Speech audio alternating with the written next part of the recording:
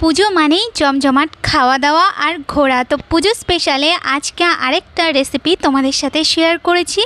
এটা ষষ্ঠী বলো বা অষ্টমীর দুপুরে এরকম একটা রেসিপি হলে কিন্তু জমে যাবে। তো আজকের রেসিপি হলো পনির ক্যাপসিকাম, আর এটা কিন্তু বাসন্তী পোলাওয়ের সাথে দারুণ লাগে।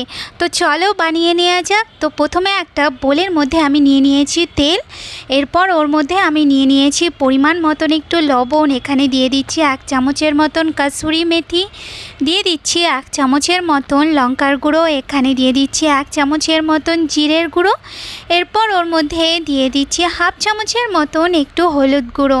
এরপর ভালো করে তেলটার সাথে সব কিছুকে আমি মিশিয়ে নিয়ে তারপরে ওর মধ্যে দিয়ে দিচ্ছি আমি পনিরটাকে কিউব করে কেটে নিয়েছি, আর দিয়ে দিচ্ছি ক্যাপসিকামটাকেও আমি কিউব করে কেটে নিয়েছি। এরপর আমি ভালো করে ক্যাপসিকাম আর পনিরটাকে এই মশলাটার সাথে মিশিয়ে তারপরে 10 মিনিটের মতন রেস্টে রেখে দেবো। এইদিকে আরেকটা মশলা বানিয়ে নেওয়ার জন্য এখানে নিয়ে নিয়েছি 150 গ্রামের মতন দই, এরপর ওর মধ্যে সামান্য একটু জল, একটু হলুদ গুঁড়ো, একটু লঙ্কার গুঁড়ো, আর এখানে 1.5 চামচের মতন একটু বেসন দিয়ে ভালো করে একটু গুলে নেব।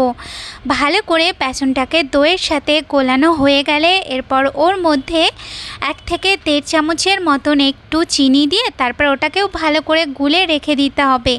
এরপর গ্যাসের উপরে প্যান বসিয়ে দিয়ে ওর মধ্যে তেল দিয়ে দিয়েছি।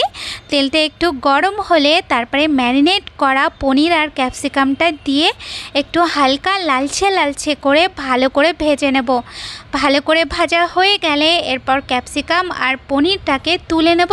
পনিরটা তোলা হয়ে গেলে এরপর ওই তেলের মধ্যে কিউব করে কাটা একটু টমেটো আর একটু ক্যাপসিকাম দিয়ে আরেকটু ভেজে নিয়ে তারপরে ওটাকে তুলে আমি পনিরের সাথে রেখে দেবো।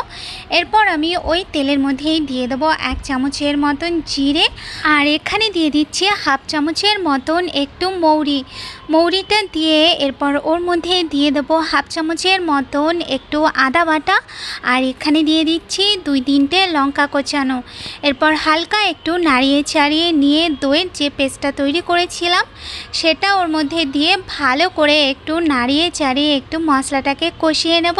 তারপরে এখানে নিয়ে নিয়েছি কিছুটা কাজু বাদাম, সেটাকে পেস্ট করে এরপর দইয়ের মধ্যে দিয়ে আবার একটু নাড়িয়ে চাড়িয়ে একটু ফুটিয়ে নিতে হবে।